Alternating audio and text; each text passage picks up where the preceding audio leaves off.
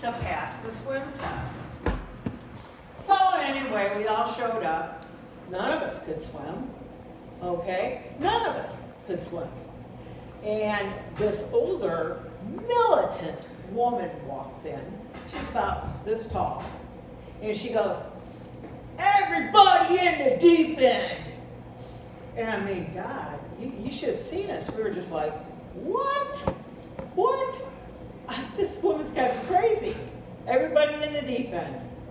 So, at the same time that we were experiencing her up in the administration office, they were having a meeting.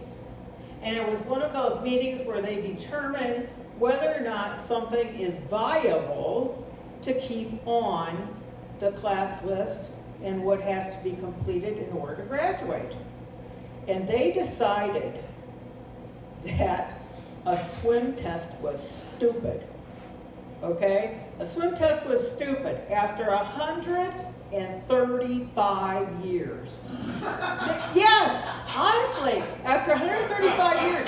And I'll tell you what, my dad always used to tell me, he said, "Kid, if it weren't for bad luck, you wouldn't have any luck at all." And I'm like, damn straight, you know, but this was one moment in my life where, man, we shot out of that pool, and I went straight up to the registrar's office because in the first week of classes, if there's something you don't like, you can change it to something else, which is a good thing. And now that, I mean, word traveled just like fire, that you didn't have to take a swim test anymore.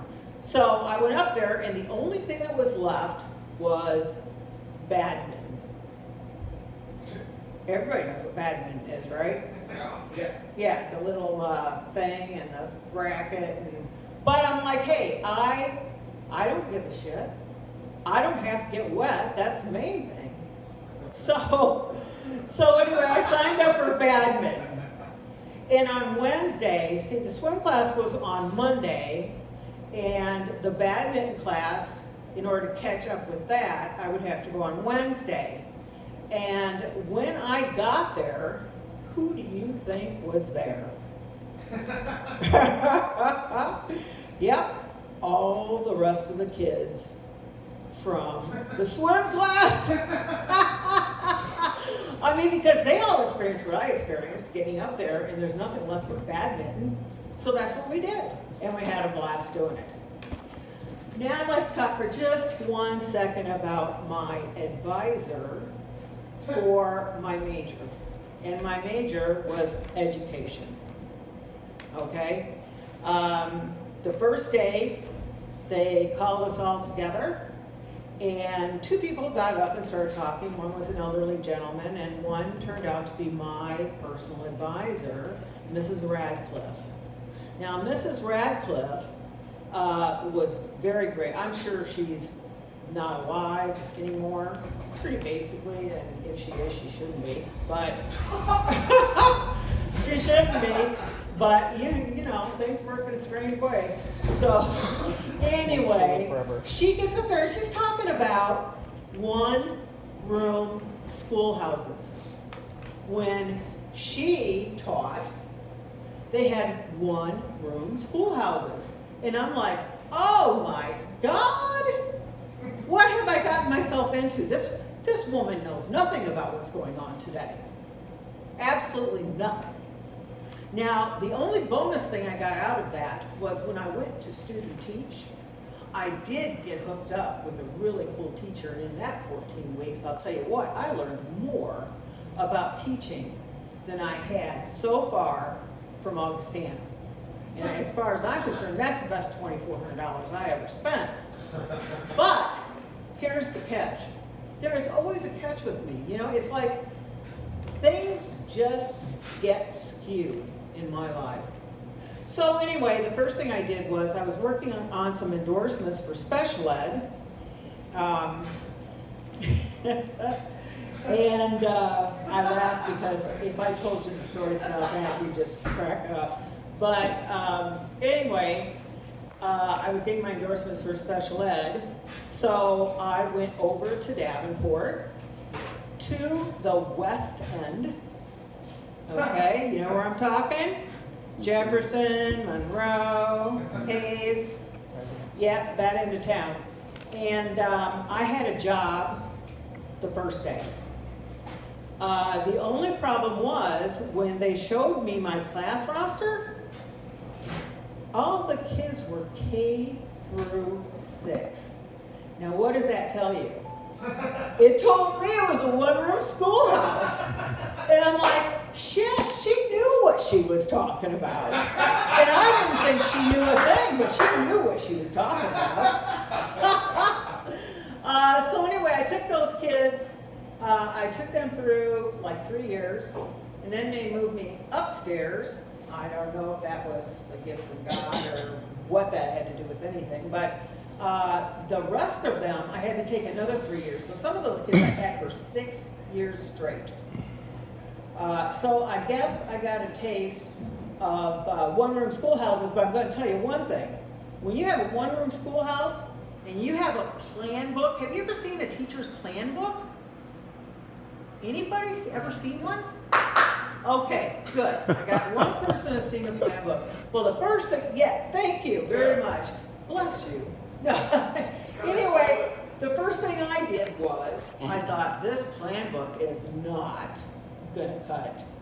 So I went down to a printing shop, and they said, what can I do for you? And I said, well, actually, what I need is this exact plan book blown up 4 times its size.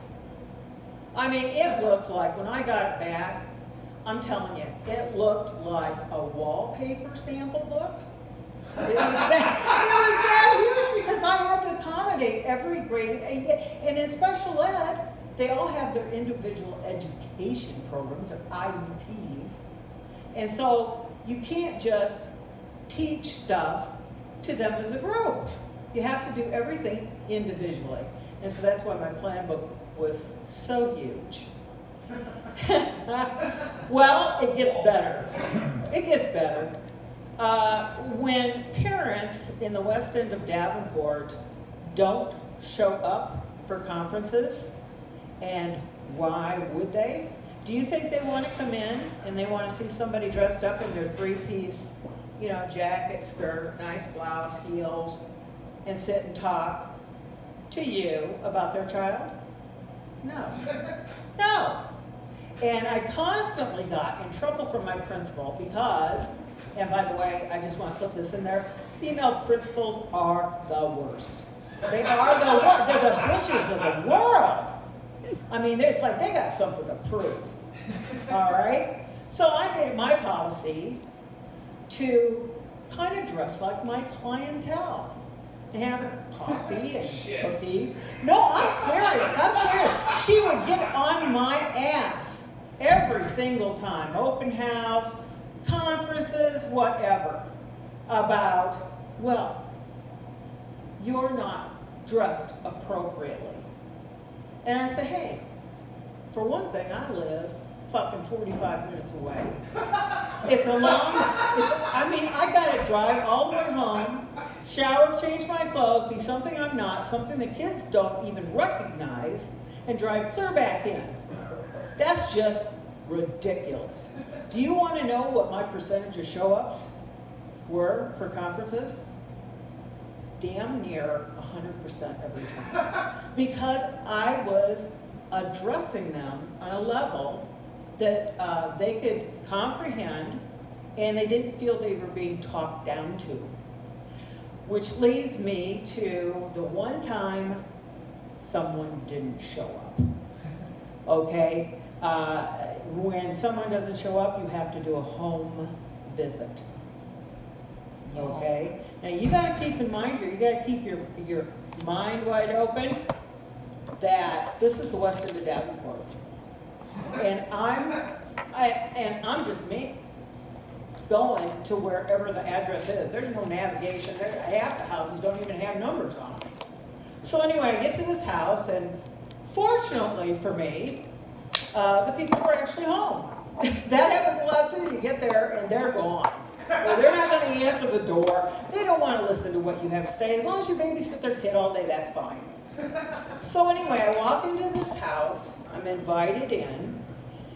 And I just want to give you a mental picture. Just think with me for a second. When I walked in, I saw 2 or 3 toddlers running around in diapers. A couple of kids running around naked. Okay? Yeah, no, Jesus is right. Jesus is absolutely right. That's what I thought. So anyway, I go in and I sit down, and the older kids, the 2 older kids that I have in my classroom, brother and half-sister, they're just kind of milling around. I kind of glance out of the corner of my eye, and in the kitchen is a bed, and 2 guys sitting at a table passing a whiskey bottle back and forth. Yeah, the boom box, remember those? The boom box was blasting. The TV was up as high as it could go. And the stereo was on, and you've got all this racket from these kids. And I'm only thinking one thought at this point, and that is when and why haven't they offered me a drink? Yeah, I'm like, where's the whiskey for me? I'm the one that's put in a whole day with your kids. I'm shocked, man. And I walk in and guess how am I going to put up with it? So, well, that never happened. They never offered me a drink, and in retrospect, I'm not sure I would have taken it even if they'd offered it. But I just want to say that before I end here, I just want to say that there came a point where I had to decide. I had a decision to make. It was like either keep teaching or retire early and take care of my parents. So that's what I did. I retired early after 22 years in the Davenport School District, and I had other years in Moline, Rock Island, subbing, you name it. I tutored. I did the whole 9 yards. But I'll tell you what, here's something to just leave you to think about. The year I left, they had revised all of the report cards. And the kindergarten report card had 81 things on it that the teacher had to assess the child on. I'm like, this kid is in kindergarten and there's 81 things that the teacher has to notice? Just seemed ludicrous to me. Well, anyway, I'm done. That's my time. Thank you. Yeah.